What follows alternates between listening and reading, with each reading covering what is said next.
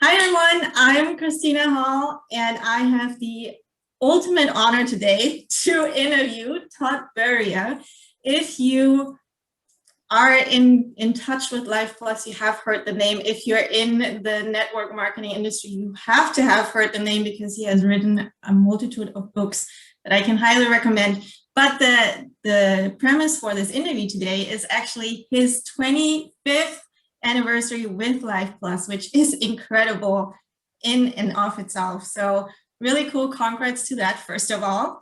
And then I'm really excited to talk more about Lifeplus, how you got to it, how all your experience, get some advice for all the listeners, for all the people that maybe just getting started or are on a plateau and want to know all the secrets that to success. I know you have a few, so I'm excited that you get to that you share this with us today. And I know that it's going to be a little bit beyond what people might already know. So really cool to hear about that. And I'm just going to ask a few questions and leave you the room to really tell the story and tell us about all your secrets and what you want to share, hopefully a lot. And I know, yes, and I know that you already have a video out there on your channel on YouTube about your Lifeplus journey and how you got started. But for all the people that might be a little bit newer, why don't we start with what really made you join Lifeplus? What did your life look like, and how did that start look like? That's probably a really good place to start. So we'll do that. Awesome. What really led me to Lifeplus is I was looking for something, obviously. And that's how everybody finds Lifeplus is they're open, they're looking they might not know they're looking for Lifeplus, but they're looking for something, right? And I was looking for something.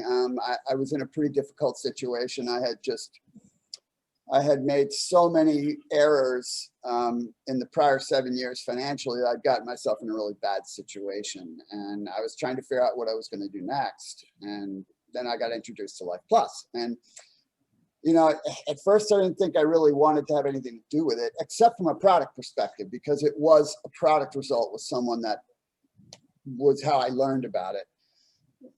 But the business model, I didn't necessarily want to hear about the business model at first because I thought it was a network marketing company. And network marketing is a fabulous industry. I think that it's one of the best training grounds for entrepreneurship there is, because it's the safest kind of risk, right? You don't really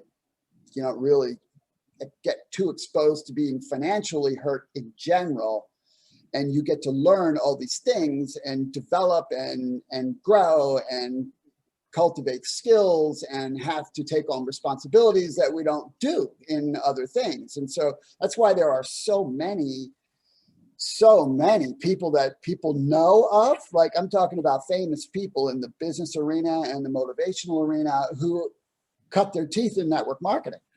People are shocked when they learn that, but it's a fact. And many of them still have organizations. But I wasn't interested in network marketing because I had an experience in network marketing, and it wasn't that it was a bad experience. I actually did very well for a while.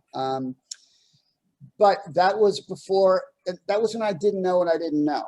And, I am someone who, I don't like hype. I don't like pressure. It's not in my personality. And what I didn't like about the industry itself, particularly then, but this is still true now, is that there are too many players in it that are totally they're money game-ish. They're very money game-ish and not really. They make it so gimmicky and gamey that they take away the true aspects of it. And from an economics perspective, distribution model wise, it's brilliant. But I didn't want anything to do with network marketing as I knew it. And when I learned that Lifeplus was a pure referral marketing company, and I understood what that actually meant, that just screamed integrity to me, because you have to have massive integrity to operate this way. In other words, someone cannot get hurt to be a part of it. There's no way they can get hurt based on what the company has provided. And that spoke to me. So that was what caught my attention when I looked at it. And so at that point, you know, I actually went to see the company because I had no other way to know about it. And, you know, I could have just taken the person's word, but I was looking at it as something I was going to do. Not that I knew whether or not I would succeed at it, but I had to see that it was a real thing because, again, there's, you know, this is 25 years for me with this company. Do not take away the fact that in today's world, most people don't stay with anything for 25 years. And a job, well, the average job life is 4 years. And in opportunities, people don't stay with things. But the flip side of that is not many companies in anything last 25 years, right? So I had no idea that's what this was going to be. I certainly hoped so. And so when I went out and saw the company in 1996, the integrity, just everything about it screamed integrity. Nobody was trying to convince me to get involved. I'm not saying I was someone you should have convinced to get involved. I'm not saying they went, oh my gosh, Todd Burrier's here. I was nobody. You know, I'm just a regular guy, but you know, I was someone that had made the effort to come, and certainly they showed us around, but they were just real.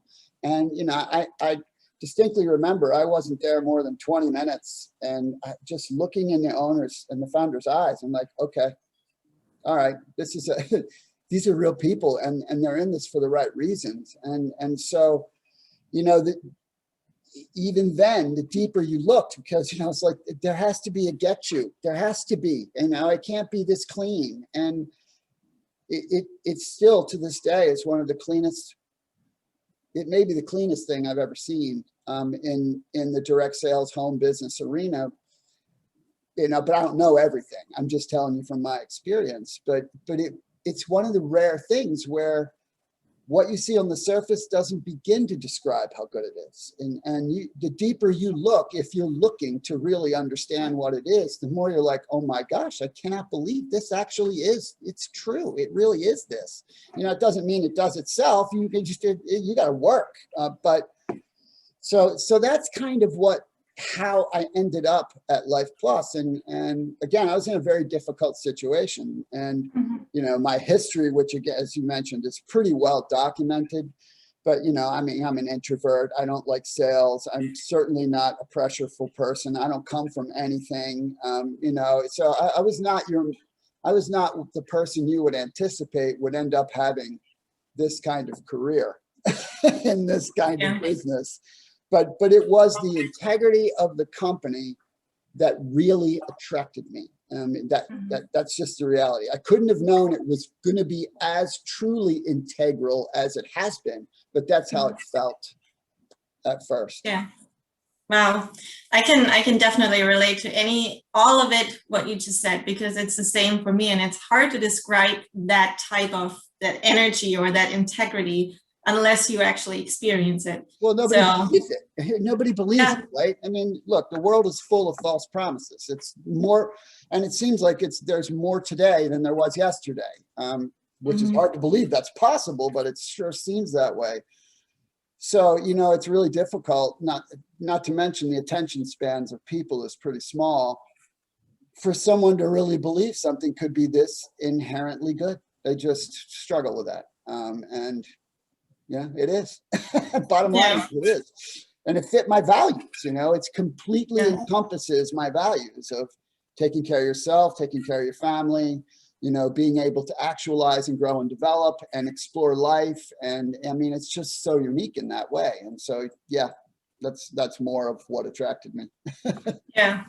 Again, it just fits with your lifestyle, right? Yeah.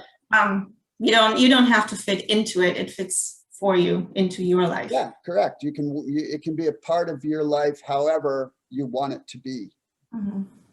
Cool. Awesome. So you talked a little bit about expectations at the beginning, like you couldn't really grasp what was in it for you, right? The next 25 years. Like when you started out, what were your expectations? I didn't have any. You know, I didn't have any. I mean, truthfully, if I had any expectation, is that it wouldn't work out for me, because that's, you know, that is who I I strongly resist saying that's who I am at my core, but that's the human being I grew on top of. That, I grew up with that kind of mindset, very, very low self-esteem, poverty mentality, very fear-driven. And, you get what you expect in life because you'll make it happen. And so people who expect good things don't stop until good things happen. And people who expect things to go wrong stop at the first sign of something going wrong, which thereby makes it go wrong. And that was me, for the first not quite half of my life, because until I got married, but that didn't make it go away. And my situation in 1996 is, I'm 35 years old. I just recently declared bankruptcy. I felt like an abject failure. All my friends are successful in their careers, are doing really well. And here I am. I don't have two pennies really to rub together and don't feel very good about myself. So was my expectation that I was going to have a long career and be very successful and be on stages and write books and have that grow into everything else? Not remotely. It was like, you know what, I'm going to try. That was me. I'm going to try. And I'm not going to stop, and if this lasts and I'm making progress of any way, shape or form, I'm going to keep going. And so, it'd be great if I said, oh, I saw it and it was this, and that would be a lie. And it's going to be a lie for most everybody that ever says that, because truthfully, who grows up in an environment that conditions themselves to see something like this for what it actually is, that you could actually carve out a lifestyle, right? What drove me into this, and I say drove me, what made me open to it is freedom and family are my two primary values. I don't care about other stuff, there's plenty of other things I care about, but those were my primary drivers to start. And, there's nothing ever in my existence in growing up that would lead me to believe that I could build something that would give me ultimate time freedom, that would allow me to make an impact on people's lives and then pursue anything and everything that I would choose to pursue as I grew up.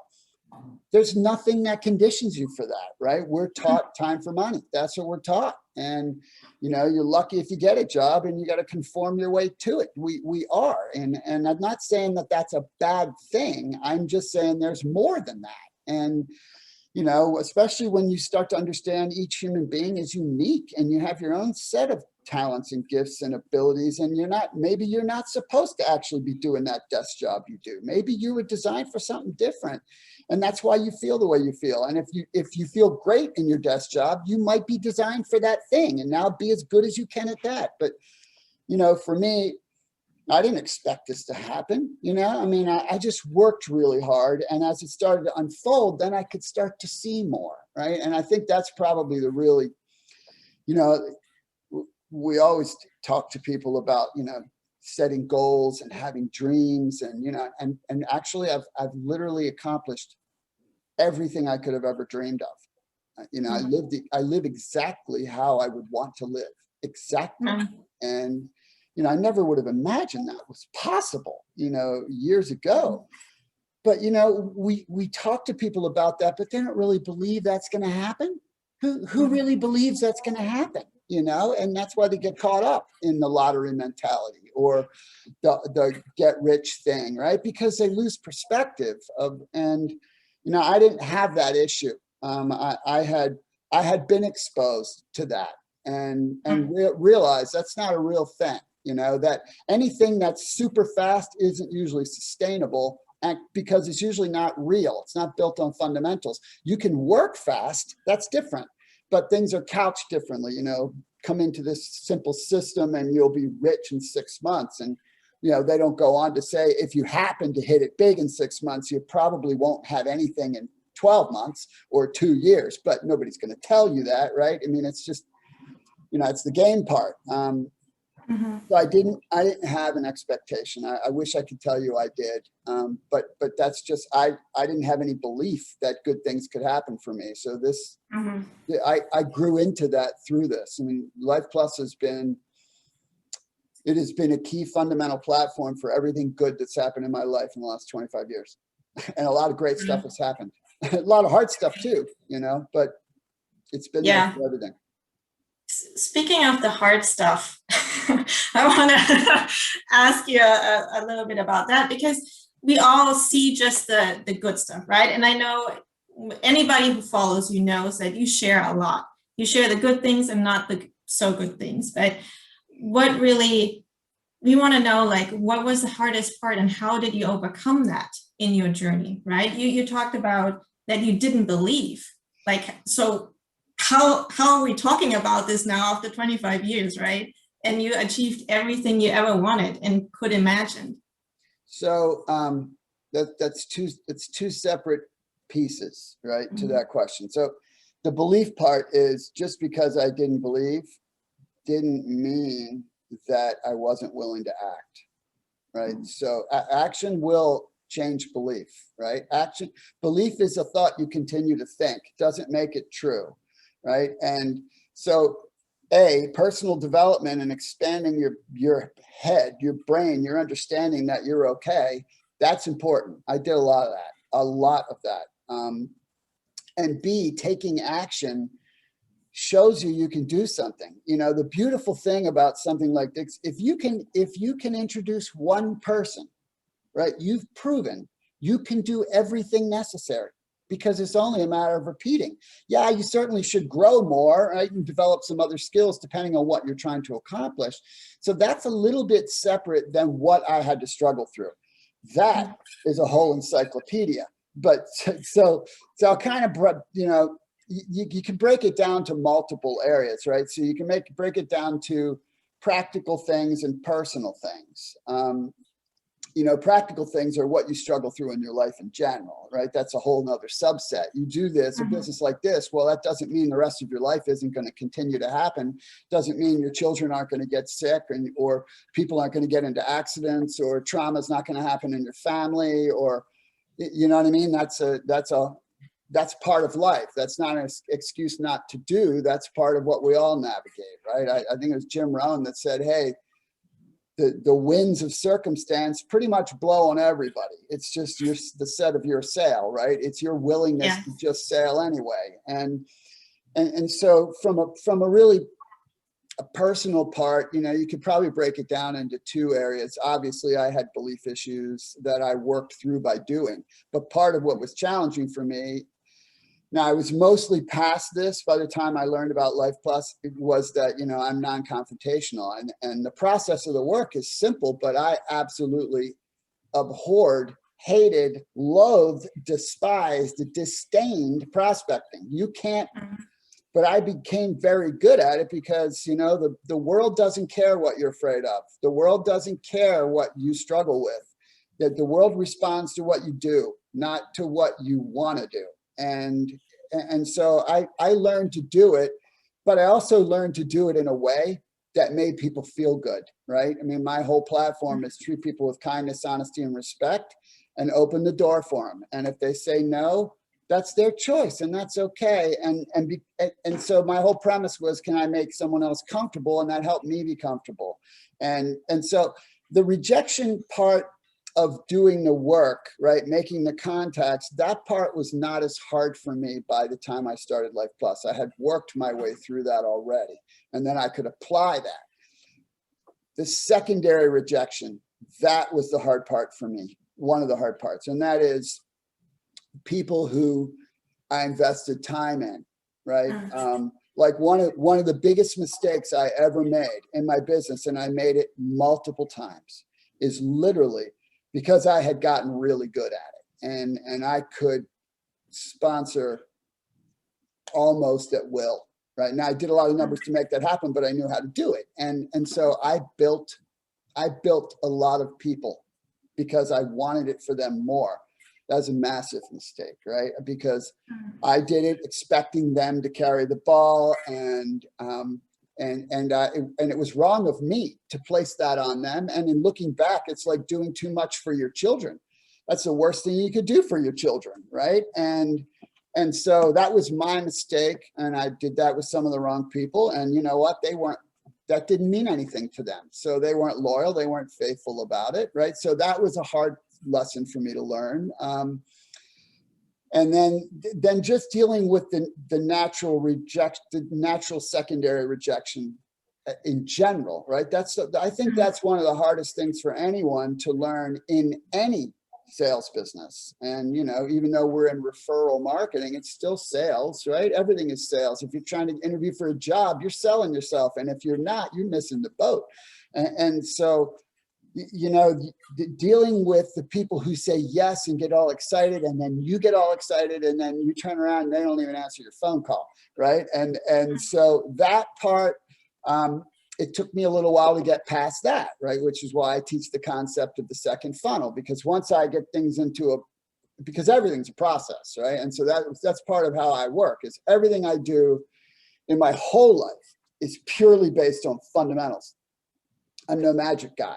Right? That's my secret, is fundamentals over and over and over, right? And so once I understood the fundamentals of the second part of the process, right, that second funnel, that just because someone says yes doesn't mean they're going to do it. That was a key part of learning, but it was a deep emotional struggle getting to that place, right? Because I was placing expectation on other people. Man, you want to talk about setting yourself up for disappointment?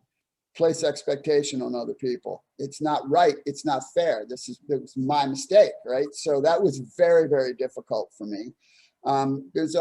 So learning that, and then, you know, as you mature, you get really clear and like, you know what? People are here for a season. Some people are here for the whole season. Some people are here for fragments of the season. And you be grateful for who's here for any part of the ride, and you serve the people who are here, and that's fine, right? So that's probably the number one struggle in the work, was that, right? I mean, I have understood once I started to get my act together a little bit as a young man, I understood that, you know, nothing has ever come easy for me. I'm not a person who I would ascribe has ever been lucky at stuff. I'm a slow learner in general. But one thing I did learn is that you could pretty much go anywhere. You could walk 1,000 miles a step at a time. And that consistency was how you could do everything in life, a little bit at a time. And that was my mantra. And so that made things, it didn't make my patience any better, right? Everybody struggles with patience, me too. That's a human trait. But once I got that part, you know, then I just kept applying it to here. And so then I'd apply it to each layer of the fundamentals. So, you know, the struggles of placing expectation on people, that's something people have to learn to deal with. But you also have to be careful, right? You're going to you know, I believe you're always going to err. We're human. So we're never perfect. We're never perceived perfect. We don't know what perfect is, right? And so giving is a main part of serving and growing people, right? But, you know, you're going to make an error on one side or the other. You're either going to overgive or undergive. I never wanted to be someone who undergave, and that's just me. And so that's always been a struggle, right? Now, another part of the natural struggle for me too is, you know, my chemical wiring is most days I wake up and I don't feel very good. You know, that's just the way it is. And so I have to fight through that practically every day. Some days I wake up and I feel pretty good. And man, when I have those days, I'm like, oh yeah, this is what it's like for the rest of the world, you know, for the rest of the world who's not like me, right? But there's plenty of people like me too. So, you know, so much of what I struggled through became the lessons that I wrote about in Leading with Heart, because that book, if someone wants to try to build a long-term business in any kind of direct sales, right, whether it's referral marketing or network marketing or just direct sales, or that book it'll cut a lot of time off your learning curve because it's all in there, right? And so then, you know, and then of course you have the natural struggles of learning how to be really good with your time, and you know, dealing with the changes in the marketplace, and dealing with what's going on in the economy, and dealing with change in general, because I went through multiple changes inside of the company as things grew and expanded, and the company was trying to do what was right for people. You know, so a lot of that was difficult. that's okay. You know, that's part of the path. So I can't say I've, you know, I'm not someone who jumps for joy when I'm in the middle of difficulty, but I've never had rose-colored glasses. I don't own a pair. So I know the journey is hard, and that's okay. Yeah. Wow. So many insights. Like, I wish I could have written everything down. So you have a lot of hiccups, and you talked a little bit about motivation, right? And how placing that expectation on people, like how did you motivate yourself to keep going, especially when you had hiccups yourself, but also when you encountered people that didn't just, you placed a lot of expectation on them and they didn't act and didn't really stay true to their word? Yeah, you know, this is a really interesting topic, you know, the idea of motivation. I don't, that word it's just a word I struggle with sometimes, because we're all motivated for something all the time. And it's more about, how did you stay inspired? You know, what made you take action, right? Because if you really think about it, everybody is motivated to get their needs met, right? But in our cultures, right, in developed nations, everybody's needs are met, right? We live in the most comfortable age in the history of the world, right? You don't have to do anything. You can be a lazy, lay on your couch kind of person and have plenty of food, have a cell phone, have a roof over your head, be able to play games and be entertained 24/7, right? You could do that. You'll pay for it and you'll feel terrible, but you can do that. And so that's why motivation is challenging in general. But for me, right, it wasn't about me. You know, there was a very short window of time earlier in my career when it was about me. You know, but that stage didn't last very long for me, because it didn't feel good for me anyway. I can't self-promote. I don't feel good doing that, because I'm a natural introvert. I don't want the limelight, which is bizarre, right? When you think about some of the things I do, but that's a whole, it took me many years to get to where I am now, where I understand, hey, I was born to teach. That's what I'm born to inspire and teach. That's why I'm here. And so I don't necessarily want to get up every day and do some of the things I do, but I'm supposed to, I'm called to. And so that's why I do. But trust me, I wasn't there then. You know, it was about serving the people that I take leadership very seriously as a responsibility. You know, if I involve you, I'm responsible for having done that. And I'm going to do whatever I can to help you. So I don't need motivation to do that. That's a moral obligation, in my opinion. And so, as far as doing things like taking care of myself and doing the work I needed to do to build my business, I didn't need to be motivated for that, because I had 2 children and a wife and a home. I didn't need to be motivated to feed them. I mean, I was going to have to do something. I could either go do something where people tell me what to do, or I could direct my own future. And that was what I chose to do. You know, the beautiful thing about this work is it can serve you in any way you want, right? If you love what you currently do, this is a great thing to have on the side to give you some extra money and to make you better at what you currently do, right? And if you don't love what you currently do, and you want to do something else, but don't know how to bridge it, this is a great way to build something that gives you a bridge, you know? And if none of that is applicable, this is a great place to find yourself. So there's so many mechanisms that it's valuable for. And that's important too, to even just to point out, and I might be way off topic, but it's pertinent, you know. So many people, again, they get exposed to the home business industry. And again, Lifeplus is a referral marketing company.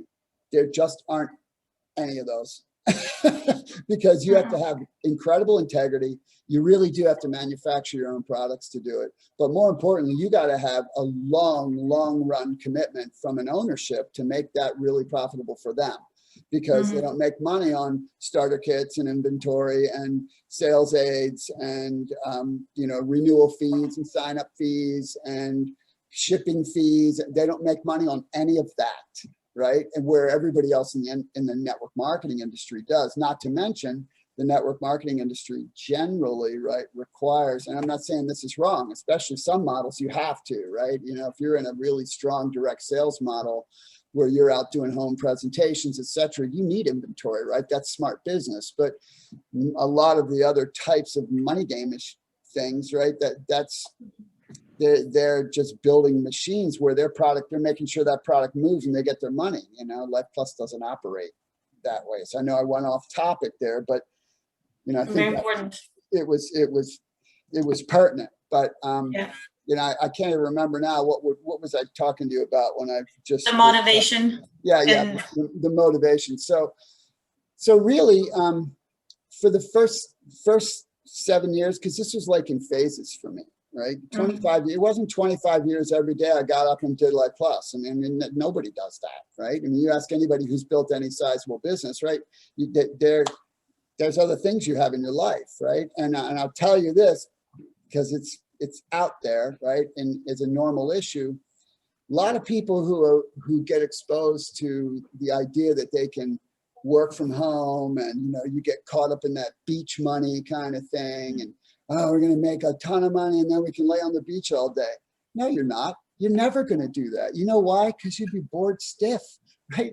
You're not designed for that. As a matter of fact, money will only make you more of what you already are. So you better work on yourself, because if you're someone who, you know, likes to party and you make a lot of money and you haven't worked on yourself, then you're going to kill yourself, right? I mean, by going overboard. That's just the human being. And so, you know, what happens is people think, oh, I want to make 20 grand a month or 50 grand a month or 100 grand, whatever. The numbers are not relevant, right? And then all of a sudden they get to a place where they're making pretty good money and they're working. I'm talking about the people that really try to build something. And then they realize, I have plenty of money. I'm not really so inspired right now to make another phone call, because they start to understand, oh, you wait a minute, right? And that's very few people get involved to be the king of the mountain. You know, I mean, like I said, early in my career, I was trying to climb the ladder, but man, it didn't take long before I'm like, you know, that's not who I am. I don't really care about that. I don't really care about recognition. I've accomplished some things and been on the stage and all that kind of stuff. But the last couple of times I did that, I purposefully did it because it was good for the team. I don't really care about doing it for me, because I don't care about that. You know, so what motivated me was purpose ultimately, right? Because, you know, when you're growing a business, you have two things that are happening generally. And this is what people talk about, right? You have the journey to accomplish something, and you have the journey of who you're becoming in that process, right? And who you're becoming is way more important than what you're accomplishing, because an accomplishment is a one moment in time, and who you're becoming, that's permanent, right?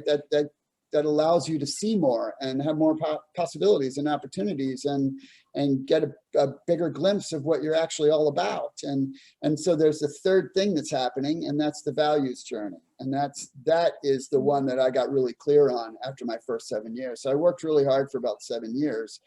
And then, you know, I didn't grow up with money, right? So money is never a driver, except when I didn't have any. You know, then I was motivated for money. But once I had some money, I didn't care about adding zeros to my paycheck. I didn't care about that. You know, I cared about spending time with my kids. You know, I mean, I have two amazing children, right? They're adult children. They're married. They're out on their own. You know, my children never in their life saw me go to a job, not one day in their whole life. I saw everything. I traveled the country with my son when he played basketball. I showed up. I was at all their stuff. They would come home from school. I would play with my kids and their friends. I mean, it was this amazing experience, because my values were time and freedom and family. And so once I got to this place where I was making good money, I stepped away for a bit, you know, several years, and I was not proactive, but I didn't just lay down, right? Because there's other things that this journey revealed, right? I learned that teaching was my passion through this journey.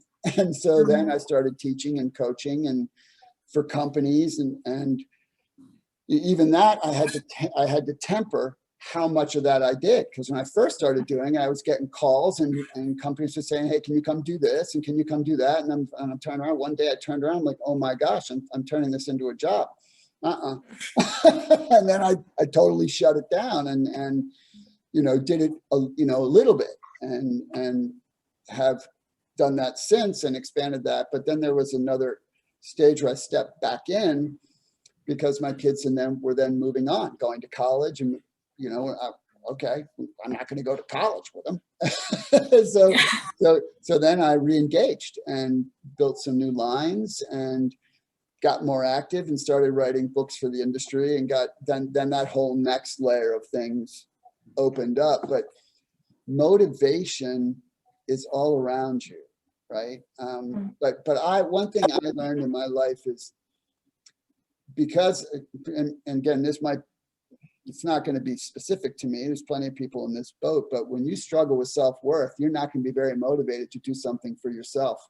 You better find something outside of yourself until you learn that you're worth something. And so for me, you know, my health journey was always from my family, and my business journey was from my family, you know, and then I got to the place where what inspired me was making a difference in people's lives, because that had started to happen. And I realized, oh man, that feels really good. That's really good. I like that. So that's what, you know, so I've never really had a problem with, because the alternative is what?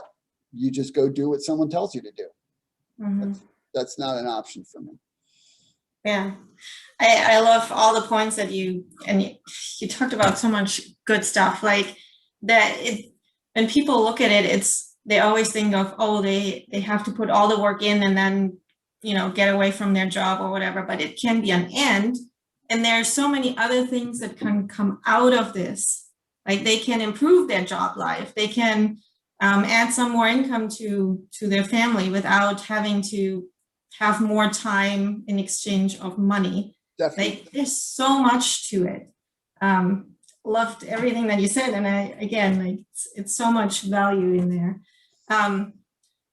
All right, I have to ask this question specifically because I'm nosy.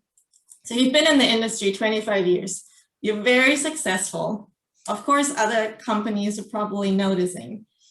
Have you ever thought about considered quitting and going to a different company?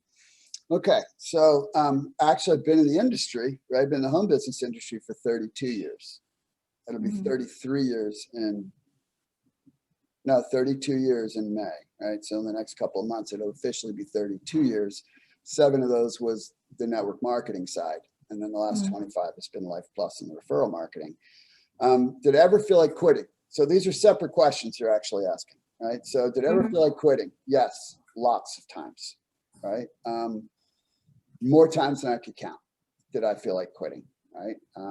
How many times did I feel like quitting when someone that I invested time in walked away? How many times did I feel like quitting when someone said something really nasty to me? How many times did I feel like quitting when someone laughed in my face because this is what I was doing? How many times did I feel like quitting? You can't even count them. Feeling like quitting is normal. Quitting is a mistake, right? It's just like there's a lot of things you feel like doing. Someone does something nasty to you and reflexively you want to punch them in the face. Do you? Probably not. So you got to make sure you differentiate between feeling like doing something and what you actually do. It's okay to feel like quitting. That's normal. Quitting, though, that's failure. And so I'm not a fan of failure, especially bringing it on myself.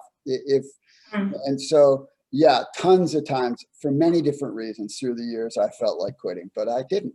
And that's just a true thing. I once heard it said, and I think it's completely true. If you don't feel like quitting in anything you're doing, whether it's your workout program or writing a book or doing anything, if you don't feel like quitting, either A, you don't care very much, or B, you're not working very hard. I mean, that's just a fact. So yes, felt like quitting many times, but didn't. And then as it relates to other opportunities, yes, I've been offered a lot of things over the years. I've been offered founding positions in startup companies. I've been offered entire legs to take over in other companies. I've been offered to be paid to come to other companies.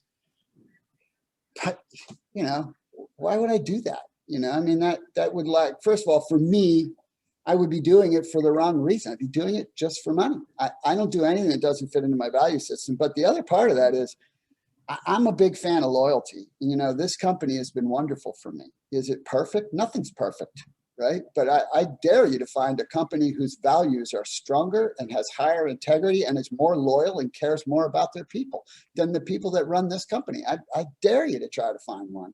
And, you know, that whole idea that the grass is greener somewhere, no, it's not. It might look greener, but, you know, people make the mistake of thinking that if they go in that grass, that's going to be a different experience. No, it's not.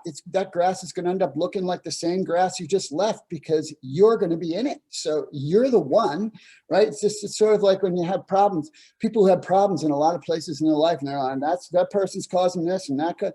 Hey, the common denominator is you, right? I mean, you're the problem.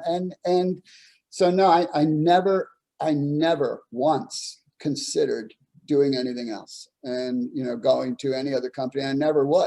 I'm not a natural networker. You know, the actual building part, I never enjoyed that, right? The front side, I enjoyed the people part of, you know, sitting down and talking and helping people work out and work things out and then get started.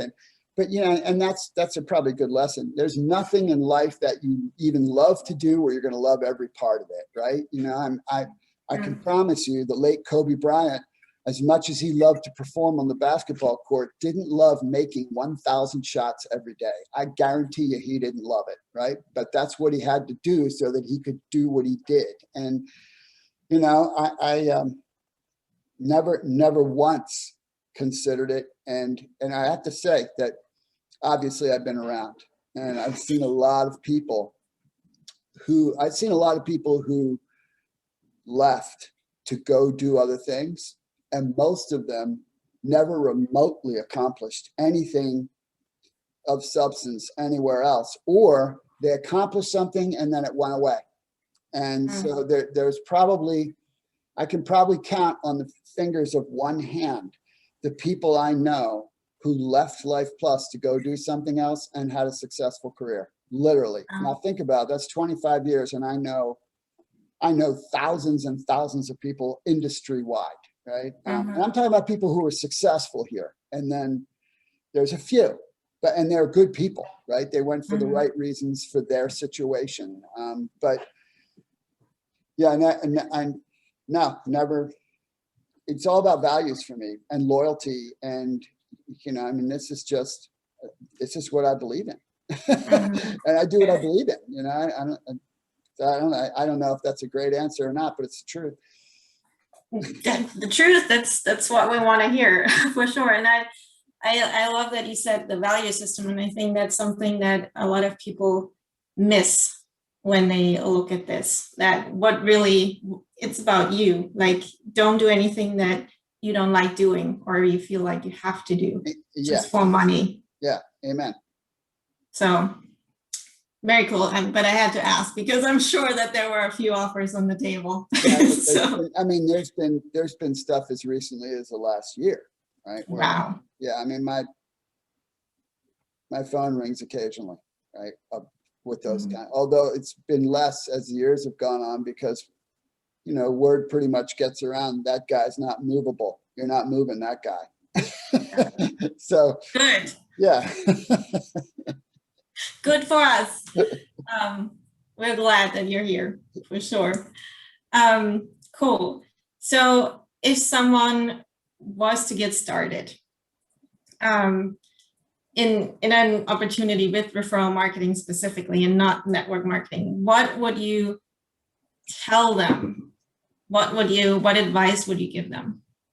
Well, I mean, this advice is going to sound really simple, but quit looking for the shiny object to try to make it be so that you don't have to work.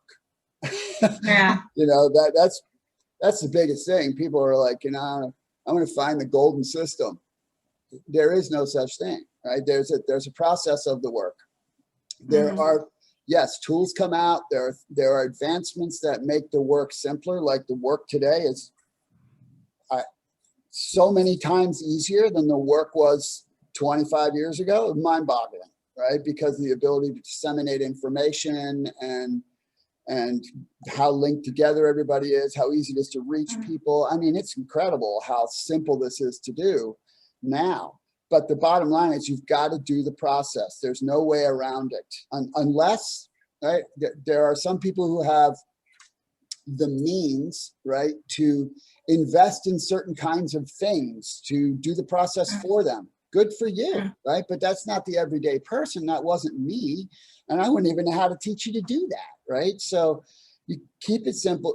You have to, if you don't believe it's good enough that you're willing to tell the people you care about it, you shouldn't be doing it.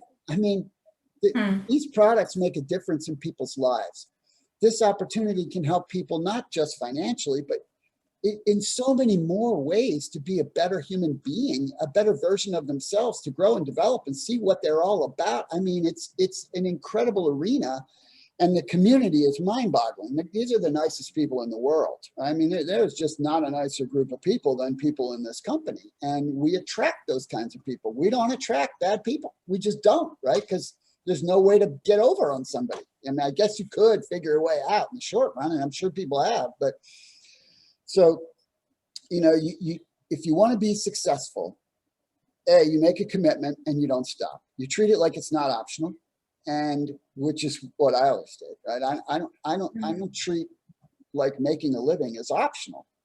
You know, it's not like, oh, it's no big deal. The government will take care of me. I don't think that way. You know, I mean, I'm more about abundance, and you know, you're just helping people. You're giving them an opportunity, but not everybody's going to agree. Not everybody's going to think it's a good idea.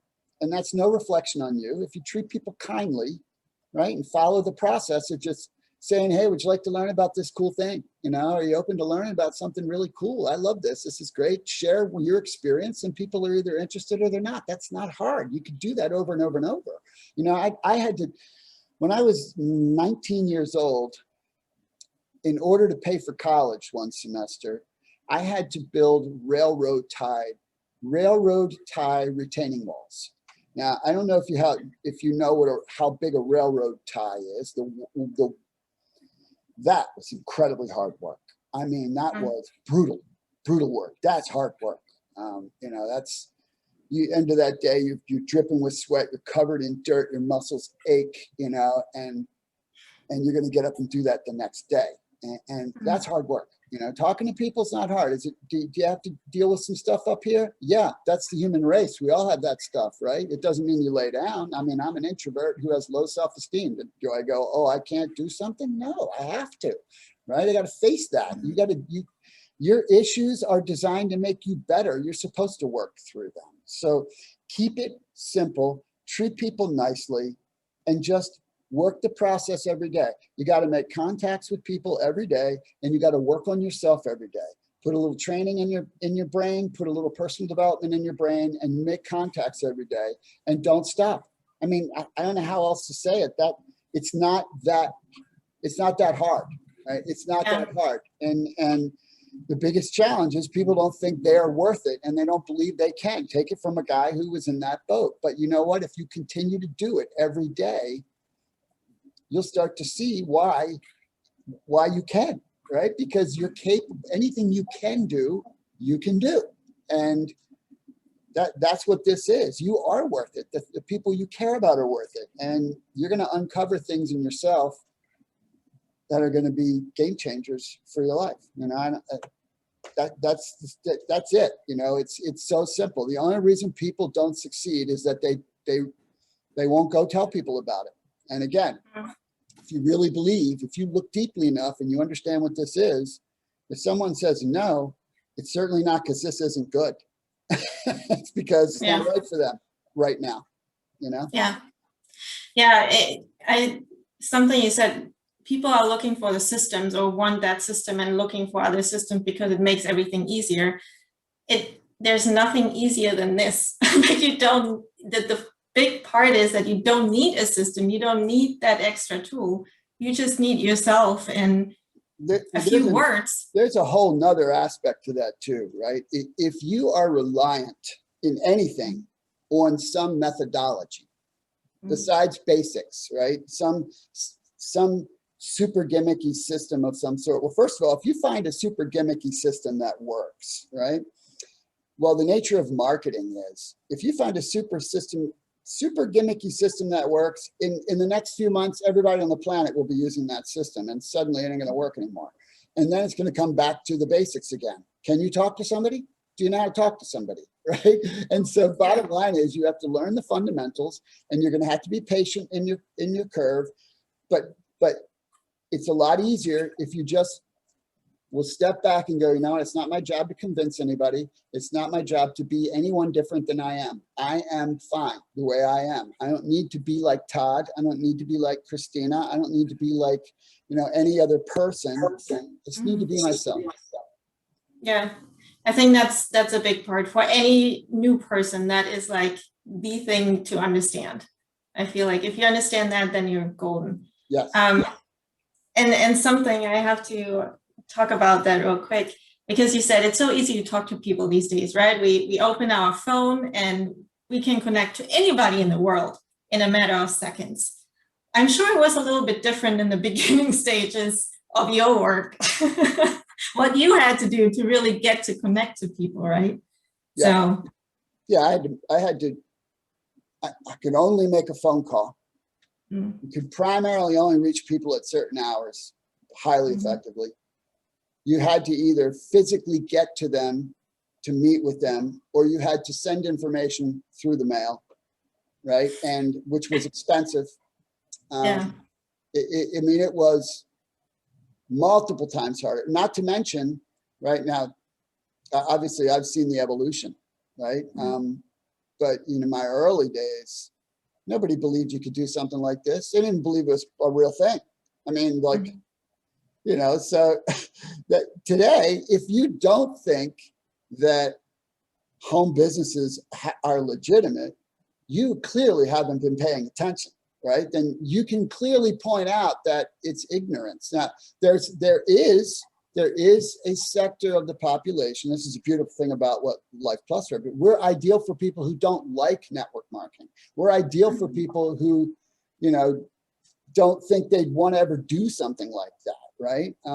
Because of how comfortable this is, right? And I mean, everybody buys at the same price. You know, no one doesn't want you to make income, right? And some people are like, oh, I don't want to think I'm trying to make money off of them. If that's, then you have to be behaving a certain way for someone to think that, unless that's their paradigm. And if that's their paradigm, there's nothing you're going to do that will change that anyway, right? Because that's their paradigm, you know? So it is so much easier because it's so much more accepted.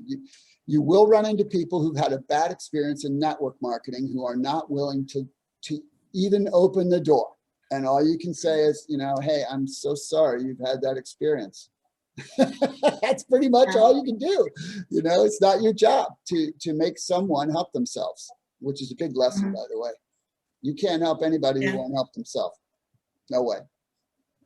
Very true. Yeah, people have to want it, because otherwise you don't want to convince anybody. It's not your job. Yeah, no, that's no fun. It's no fun for them. It's no fun for you. Yeah. Wow. All right. So if you can sum up, what do you say were your like biggest success factors? And I know you already talked a little bit about it, but maybe also your habits that someone can do as well to really become successful or get where they want to be. So, I mean, I guess to make this short, I would break it down as to what you do and who you are, right? So everything I talk about, I do, right? And so, you know, that builds credibility, especially if you always keep your word and treat people with respect. And so those things, I attend to those things. I work very hard on developing myself. And anyone who watches this, that is one of the biggest takeaways I hope you get, that you've got to invest time in yourself and resources in growing and developing yourself. I'm sorry, I just got distracted by something in my environment. you were asking me, what are the success factors, right? Yes. So doing and being, you want to make sure that you are taking care of yourself physically because you have to, that you are taking care of your relationships because you have to, and that you are consistently working your business every day. And as a result, doing the things I mentioned for that new person, that's what you do every day, right? You make contacts and you develop yourself at the same time and learn, and then that's what happens, right? So two things happen in this process. One is that you are a living, breathing example of what you're talking about. And so even the people that say no to you right away, which most people will, they're going to follow you. They're going to watch you. They're going to see. Are you walking your talk, right? Are you doing the stuff you're talking about? How's your life changing? Many of you are walking around, your life is miserable because you're not doing stuff. You're not taking care of yourself. And then you're saying, hey, how about this great thing? And they're like, really? I mean, really? And so, over time, your life speaks for itself. And so if you do the fundamentals every day in all those categories, that's what I call 3 circles living, right? That's the whole platform for how I work, how I live, what I teach. And as a result, most doors will open for me, right? Because most people are curious, right? What do you do? How do you do it? And that's not because I'm special. It's just because I'm consistent, right? So consistency is important. Patience is important. Nothing of value is ever going to come to you overnight. And if you're looking for stuff overnight, you're going to be looking until the day that you're at a point in your life when you're no longer capable of doing stuff. And that's when you're going to look back and go, gosh, I could have done so many things, but I was hoping it came easy, and nothing comes. And so success factors are not difficult. They are being consistent, being patient, working the fundamentals every day, and letting your life be representative, right? You walk into my kitchen, there are piles of Lifeplus products. Why? Because I use piles of Lifeplus products, right? And, I talk about relationships, so I invest in mine. I talk about your health, I invest in mine. I talk about personal development because I invest in mine, right? And so people see the result of that, right? Which is attractive to people. Now, I'm not talking about being attractive like handsome or pretty. I'm talking about being an attractive human being, having the energy, the positive energy, the vibration of not rose-colored glasses positive, but a positive countenance where when you show up, people can feel you, right? They feel you when you're living that kind of way. And that's what this community is all about. That's why I commonly say, products and opportunity, those are just the top thing. Those are the surface things that you come in through. Yeah. The rest is the gravy, right? It's building a life and a life that, well, like I said, I never would have imagined that I'd be living the life that I live. If I live exactly how I want to live, where I want to live, doing what I want to do. That takes a while to get there, but that's what this can do for you. And, if you have a better path, do it. But this is, again, this is part of everything I do. Even when I go into a corporation, I don't talk about Lifeplus because that wouldn't be the right thing for me to do, but when I introduce myself, I say, and I have a nutritional supplement business and I teach the 3 circles. And what do you think people naturally ask me? Yeah. How come you're 60 years old and you're in this kind of shape? What can you tell me more about your products? Can you tell me, but meanwhile, I'm teaching them, time usage and people skills and the things that you learn all that stuff here, right? It's pretty cool. It's a pretty cool thing. Yeah, what you learn here on top of everything else, like you said, the products and opportunities, just the surface, you really want to dig deeper. If you have the chance, you really want to dig deeper and take the time to do it. And then overnight success, if you look at anything, there's no overnight success. There's always a journey before that. So you just have to ask for that, and ask that because it's worthwhile to ask for that journey too. No question. So, all right, I know we're coming up on the hour, but before we close, like, do you have any tips, any advice that you definitely want the viewers to hear, some wise words from you? So, geez. So just think about it like this. Whatever it is that you really feel in your heart you want to do in your life, you have to know this.